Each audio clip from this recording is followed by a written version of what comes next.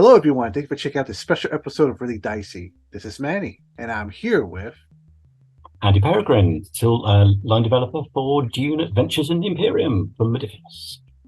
Yes, and thank you again for taking the time to talk to us more about Dune. Oh, And I would love to come back and chat every time. and today we're going to talk about the great game, the newest source book for the Dune Yes. role playing game. Um, and oh, by the way, I love the art is so good.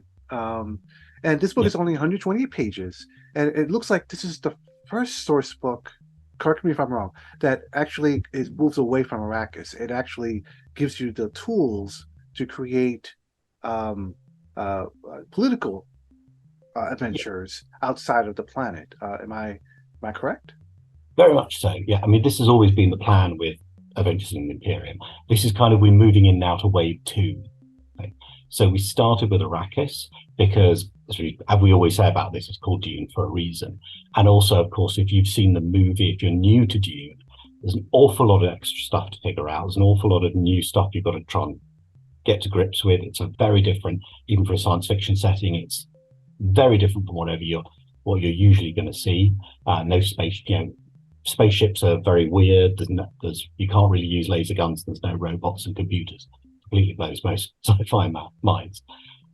So we wanted people to get used to a planet, and Arrakis is so full of cool stuff. That keeps us going for a while. But we've always wanted to step off Arrakis and move into the wider Imperium. And I know a lot of people who are playing the game be going, "When are we getting off Arrakis? I mean, I like it, but I've read the books and I want to get out there now." Because they know how much cool stuff, politics fighting, houses fighting each other, duels, planet-worthy blackmail opportunities, and all kinds of things are going on out there. So I think a lot of people will be waiting for this book. So hopefully it won't be disappointing to them at all. I don't think it will.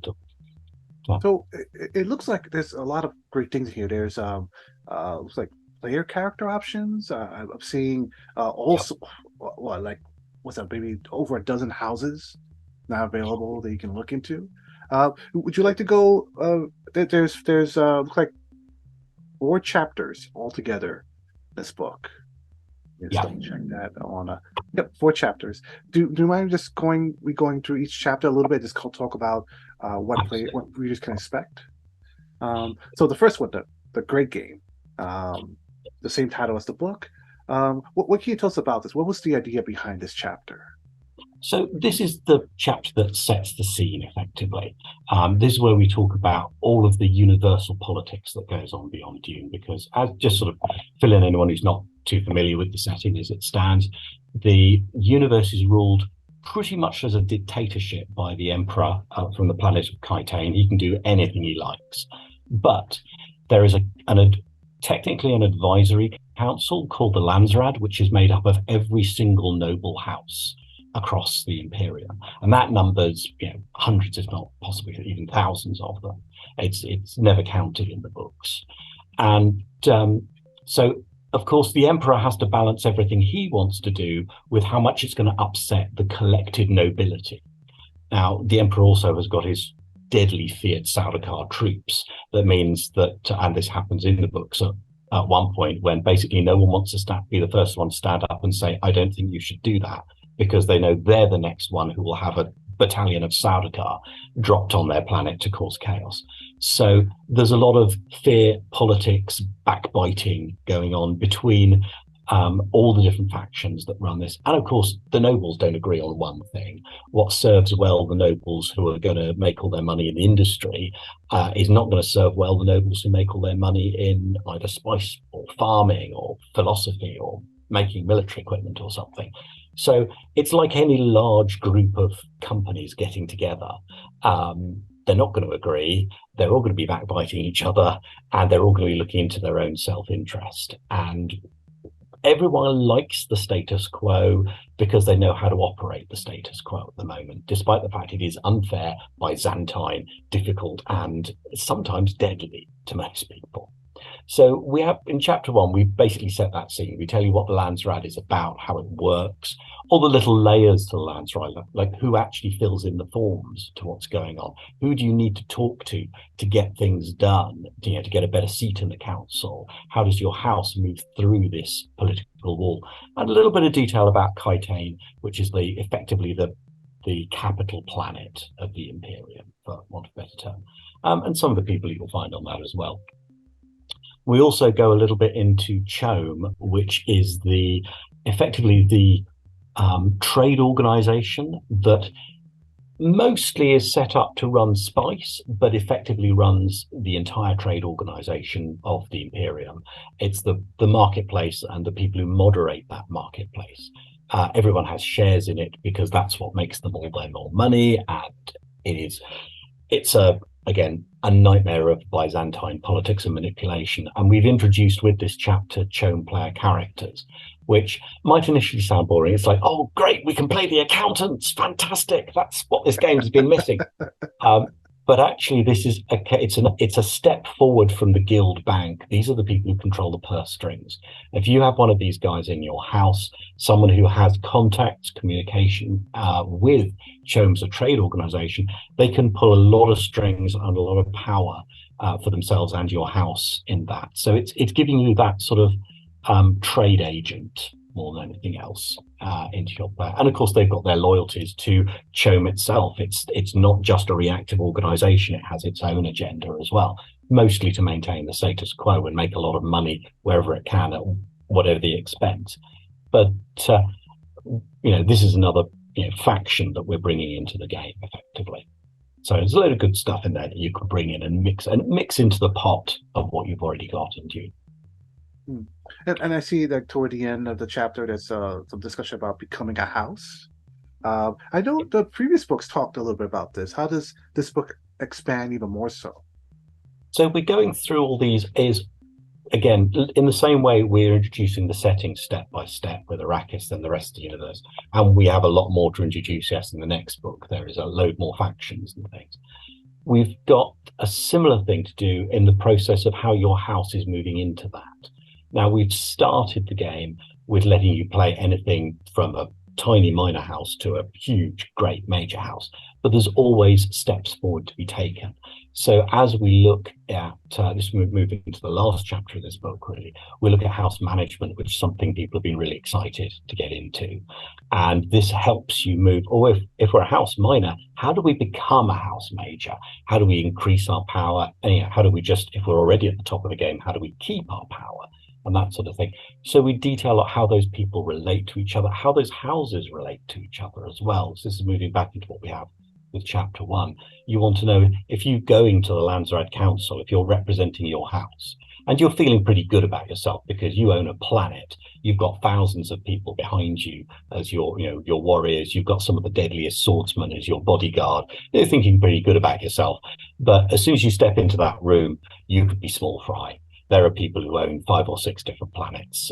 There are people who have mercantile power that could crush you and make sure you never see, none of your goods ever see the light of day ever again.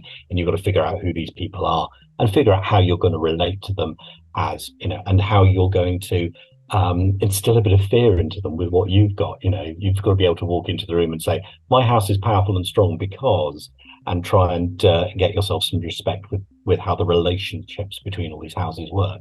Because you've got to play the game. That's why I call it the great game. You've got to know how the etiquette works and how people are expecting you to behave before you can change those assumptions and make use of them and take advantage of them in some cases. Yeah. Chapter 2, Houses of the Landsraad. So we finally get the information we need so that you could play one of these houses from the Dune books. What more can you tell us about this? So we had so much fun with this chapter. This is probably my favorite one. We went through loads of our different writers. We said to them, here's a house. And of course, we had some where we could say, we obviously wanted to have the Atreides, the Harkonnen, all those sort of houses in there. Ones ones you also know if you've read a bit further into the books, ones like the Talagari and the Mauritani, things like that. But we also were very excited that the estate gave us a list of names. We said to them, can you tell us some more houses, some more canon houses that we can take the names and tell us a little bit about them? And when we can write them up, we can do some work with them and add some more stuff. So there's a nice mixture of new houses that you know and new houses that you don't, to give you a nice mixture of different types of bits and pieces. Because obviously we don't want to present you a list of about nearly 20 houses and have them all either good guy rice growers like the Atreides or bad guy industrialists like the Harkonnen. We've got religious philosophy houses, agriculture houses, spy houses, all kinds of things. And the ones you know, so you've got House Vernius, House of Chess, bits and pieces. It's full detail on all of those. You've got these beautiful double page spreads, and we are so pleased with these. So you've got, for instance, showing the Harkonnen. We've matched that with, we've got their banners, we've got a little detail on what their sort of motto is, which I had a load of fun with those. And we've got a set standard that tells you all about the population, their home world, their agenda, a little bit about their history, to give you everything you need to go. 2-page spread, bang, there is that house ready to go. And they can be anything. How they relate to your house and your characters very much depends on how you're going to where you're going to take your campaign. So you've got, do you want to be an ally of the Harkonnen? Are they going to be your enemy? If they're one or the other, how are you going to impress them? How are you not going to impress them? Do you even want to be one of their minor houses? Because we've listed at least 3 minor houses for each one of those. So that was a nice one. Again, we've got the Atreides and the Harkonnen who actually serves those guys. So it's been really great to get fill in some of these little holes that you don't get to see so much from the novel with. And it's been nice to get some names for those things and to get some expansion to the universe that we've been able to add in. We're really pleased with that. We're really grateful to the estate for letting us have a bit more of a play in their sandbox on this one. And it's been lovely. They were really pleased with the houses we came back with. And our graphics guy loves doing sigils. Actually, all of our graphics guys love doing sigils. So as soon as we said, we want to do 20 houses, here's what you should be doing. Do you want to make some banners and things? They went wild. They absolutely did. So you'll notice in the book, each of the banners is even slightly different. They don't have, the same cloth style to each one of them. It's not just the logos, it's the whole structure. So they've had a whale of a time. This is probably one of our best looking Dune books, and the others have not looked shabby at all. So we're really pleased with this one. It's got the information, it's got the look, it's got everything. So it's really a case of these are example houses. It gives you an instruction format to create your own houses, because of course once you've got these overview minor houses, it's helping the GMs figure out what they need to put into their descriptions of houses to give a fuller detail of that. So what have I missed out? Oh, I haven't said what their house traits are, or I haven't listed their minor houses. I should get onto that. It helps them give you a structure for that, which is really useful. And it gives you this whole set of allies, enemies, business partners, rivals. You can just pick them up and throw them all together. And you can, of course, create, we've got 20 is barely a drop in the ocean on the amount of houses potentially out there. So hopefully these are also going to inspire new house options and new types of houses with, the players in the campaign. You're going to say, oh, I don't want to use this house, but that gives me an idea. And hopefully that's what people are going to take and run with. And so loads of great stuff in there for that one. Chapter 3, the Spacing Guild. Should I assume that structure-wise, it's similar to the CHOME section in chapter 1? A little bit. Because we're now moving out into the Imperium, this is kind of forms our guild book. So in the same way that we had with Sand and Dust, we had a big section on Fremen, so that if people who were playing Fremen player characters could go, I want some more traits and some more assets and some more options. This is the one for the guild agent player characters. And so we've got new traits for them. We've also got traits for not just being a shipping agent, but being a banker. And of course, a load of detail on the nature of space travel in the Imperium. Now you're coming off Dune, you need to be able to know how to get from planet to planet. And that, of course, is all up to the guild. So what is it like to travel on a Highliner? How can you get there? What sort of costs does it take? What sort of times do the journeys take? And what planets can you find out there as well? We've got a few new planets to detail, as well as a load of extra traits and bits and pieces to really expand on guild agent player characters. So there's all the stuff that you always look forward to, like, oh, more talents, more assets, and all that sort of thing.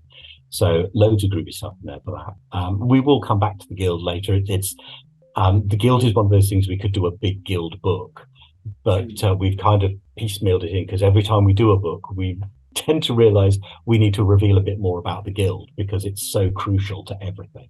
So we thought in this case, this is the public facing end of the guild. We're going to come back to their deeper, darker secrets. This is what everyone knows about the guild and how to use the guild, and how to bring them into their campaign for taking your campaign off Arrakis somewhere else, moving between all the worlds. And I see you have information here about guild agents. And then toward the back, we have a section about traveling the universe and some of and creating your planets. Can you talk a little bit about that? That's interesting. Yeah, it's a very sort of quick and easy way to just go, we want to have a new planet. Now, you may find planets could be a planet could be an asset even in Dune, but you might say, oh, there's a planet has been discovered and it's up for grabs because the Emperor's decided he's going to allow one of your house could be one of the people who get given this planet. And so this gives the GM some tools to just create random planets, even if they go out exploring. I mean, why not? They can go out on a guild Highliner or even on a faster than light ship of their own, a lot slower, but houses have this capability, and go and see if you can find another planet, explore the universe. It's a little harder to do because you've got a lot further to travel and the distances are a lot, compared to guild travel. It's a lot harder to get from planet to planet, but explore, see what happens. And you can also, it will help you create your house's homeworld. If you want to have some ideas for that, you can roll randomly or you can pick some options, and you can also create planets in your own system. You can go wild. And again, like all things we try to do in this game, rather than say, here, you couldn't have made planets up before, now you have, you must follow this system, and now you must roll these dice. It's like, if you want to roll some dice, there you go. If you want to pick some options, there you go. We're trying to give people the tools to go, oh, I didn't think of figuring out my planet. Or, oh, you could have a completely Arctic planet. I hadn't thought of doing that. And again, inspire people with some ideas, throw some things together. Here's the possibilities that you can play with, and take it from there and see what you do with it. So chapter 4, managing your house. I think that's really important.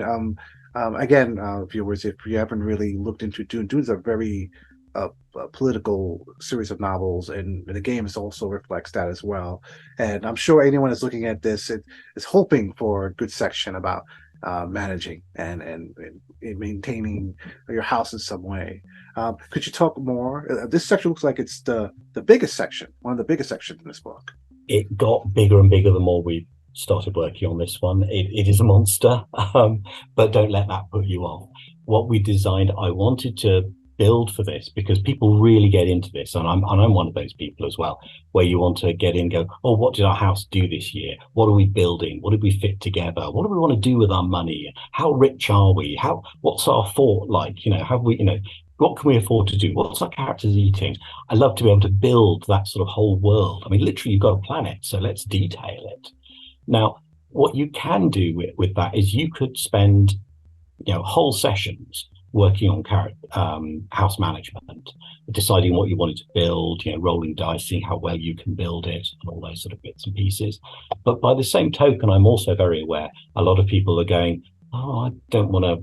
Can we just say we built a thing and move on? So the entire system is designed for you to use as much or a little as you like. If you want to spend sessions going into house management, it's, oh, we have got tables for you, options, ventures, processes, as much as you like. You can go absolutely wild in every little nook and cranny of your house and figure out how you're improving your domains, how you're building new domains, the military capability of your house, building its defenses of your planet, and also going out doing ventures, not just building ventures about increasing your planetary resources, but also political ventures like are we going to go out and build an alliance with the Bene Gesserit between games as well. There's loads of bits and pieces you can do. But if you don't want to do that, you can just, you can just skip past the bits you like, pull a few bits out, say, okay, you were moving on, and there you go. We don't want to make any of this essential to playing the game, but there is so much stuff you could develop from it. And this means the other section we've got from this is to try and develop something that doesn't just fill in a few gaps on a form, but something that inspires adventures.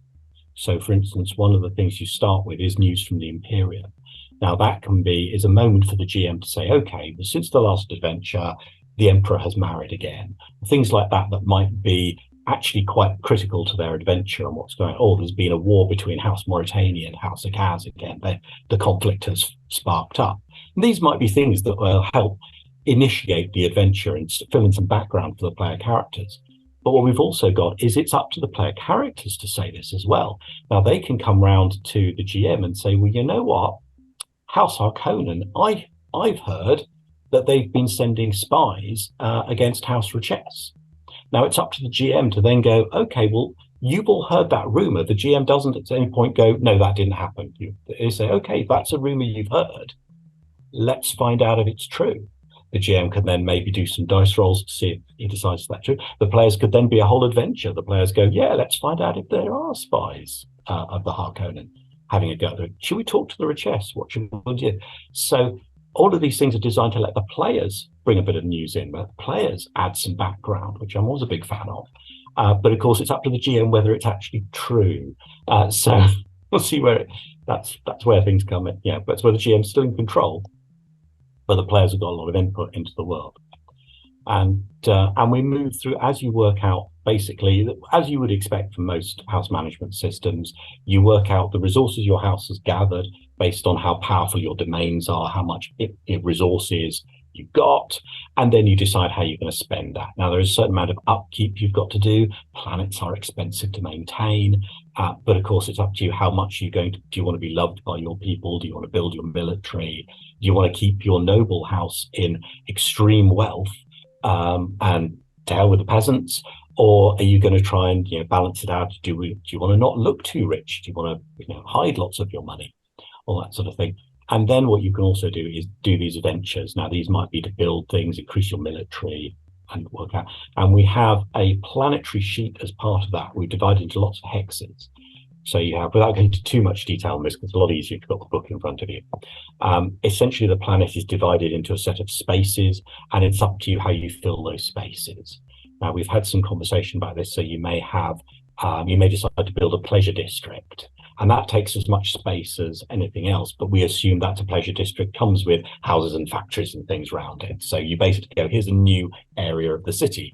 This one happened to have some really cool places that will make people happier. You can run festivals, you can build great statues to yourselves and things like this. And all of these things give you bonuses in either your reputation among the Landsraad, or they might build on resources and wealth that you can acquire for later. And in that way, you step your way towards building your house and creating something more powerful and taking a step up the ladder. I see toward the end you have a section about downtime. Can you talk a bit about that? Or what options and things are happening here? The main one for that is because we're talking about all these big ventures that your house is doing. So we also thought, well, while you're in this big downtime session, because that's essentially what house management is, you get to the end of your adventure and then we'll do a house management session. And you can do these either after every adventure or after every 2 adventures, or it's up to you entirely to decide how often you do this. Because of course that's up to how into it your group is, and also how often you feel that advancement is reasonable to do. But because you're having this big downtime for the house, it makes sense to all the players to have a downtime. And what we've done is give them a series of what we call personal ventures, where it's you're going to be helping out your house and all the spying and the manipulating and the building that they're doing. But you can say, all right, what do I want to do? And that might be, and some of these are very house oriented. So it might be not just, I'm going to practice with my sword and get a bonus, although that is one of the things you can do. It's things like, I'm going to train up the guards. I'm going to put our guards through a more of a brutal physical regime, and that's going to increase their toughness for things. I'm going to make a few inroads with the spies and find out some more about our rival house, because nobody else is bothered at the moment, but I want to keep my eye on them. So a lot of these personal ventures do apply to your responsibilities within the house, but they also give you a bonus, usually lasting until the next house management session. So that training maintains and you can balance through. And there's a load of different varieties of bits and pieces, but it's essentially pick a thing you're doing. And hopefully we've given enough options within that for the GM to go, well, the thing you want to do isn't directly listed here, but it's kind of like spying, and you get that if you go spying. So I'm going to give you that bonus. So hopefully we've got enough variety of stuff there that the GMs can look at it and they can pick pretty much anything a player wants to do and apply some sort of system bonus to say, well, okay, you're getting up to that. I'm going to give you a bonus for that. But it's not just personal training and things. We've got notes for, finding romance, connecting to a house to maybe get a marriage out of some of the things, because again, very political things in Dune as well, and lots of little bits like that. So hopefully it gives you another little thing, because we discovered this very much in Dune, that because your characters are so advanced, it's not so important for you to get points and experience to get your skills. What you really want are new contacts, new spy assets and things like that. And that's what these personal ventures let you do. Gives you a few more weird background, intriguing things to expand what your character's options are, rather than just giving you some static skill points and the like. So hopefully people are going to get interested in those. And it's one of those things that we hope, again, will spark adventures. Oh, your character got married this year. Well, yeah, tell us about that. Who didn't like it? What rivals are going to be threatened by the fact we've just made an alliance? And in fact, you can use house management instead of being the downtime at the end of the campaign. It can be the thing that starts your campaign. One of the things we originally envisaged for Dune was that the player characters would be the sort of boardroom of their house, and they'd almost never leave it. And it would all be architect play, and you would all go off into the work, into doing things, and then develop what happens. House management lets you do a little more of that, because now you can take your players as the people running the house, decide through house management what you're about to achieve or what you want your agenda to be, and then develop your own adventures for how house is going to achieve that. So this is the GM basically saying, okay, you've done house management, you like that, you didn't like that, what are you going to do? You tell me what the adventure is. You tell me how your house is going to take control of the Landsraad, or crush their enemies. I'm not going to give you, I don't need to give you a scenario. And you can take it that way and let the whole thing get driven completely by the player characters, which would be so much easier for the GM. And so hopefully this is something that people are going to respond to, with the finding that we've given enough solid stuff for a GM to build and structure things within their campaign, but loads of different options for the players to hopefully get inspired by what's coming on in front of them and what's happening to their house, develop adventures of their own, and to try and build on their characters and all get together and want to build their house with some cool and interesting new things they can do. And of course, if we haven't listed it, the structure and the framework is there for them to create their own ventures, their own options, their own things to spend their money on. It's a big Imperium out there. There's plenty of things that you can add in without any problem at all. Yeah, I'm glad to see that there's a record sheet at the end for your house, planet records as well. So I mean, I know myself, I can only imagine so much of that. I gotta write things down, or I'll start forgetting them. Yeah. I mean, we've expanded some of the house statistics in this. So if you remember Star Trek, you've got a lot of the skills of your ship are what you use when you try and when you attack, you use your ship's abilities and your skills together. We've taken that for Dune as well. So now we'd stat up your house a little better. So if you make an attack with your house against a rival, it's not just the standard architect play. You can then use the resources of your house to have a go, and that's where the house skills come in. And you can buy and maintain those. One of the main things that you buy and maintain with your wealth. So the house takes on a bit more of a character itself. It has powers and weaknesses that you can then make use of if you want to actually go head to head with another house in literally sort of battle of the planets. it's not a good idea. We're not doing that last night. So yeah, you've got all of those together. So you can you can kind of you can drive your house around the universe now. That sounds weird, but yes, you've taken some of those mechanics because those mechanics work so well for Star Trek. We brought them into Dune as well, with its own Dune tweak. But basically, the drive comes from the player characters, and the skill comes from the house, because things like your house's battle skill represents the amount of military you've got to hand. Its move represents how well spread out it is to be able to respond to things, rather than how you can't physically move your planet. But it's all of these skills connect to an aspect of your house that's slightly different from the way it is for the players, but it uses all the same skills. So, and then it's the drive is what comes from your players, which, as you'd expect, that's what's behind whatever is going on with the house. Is there anything more about the book that I haven't asked about that you wanted to share? I think that's got the lot. I mean, generally, it's one of those ones where things I have to show you because we're so pleased. These things you'll only really see when you get the book in front of you. We're so pleased. Like there's all the banners that we've got on a lovely double page spread. This is we're just so pleased with this one, the way it's come out. So it's check out the artwork on it. Who's the art director? We've got Rothio is now taken over, and she's doing amazing work with that. And we've had them down, but we've maintained very much the same style. We reuse some of our artwork, but we've always got new stuff going into the books, and we've just got an amazing art team. I mean, we've got so many new artists we find from stuff, and Rothio has been brilliant to put everything together to make sure it still looks seamless.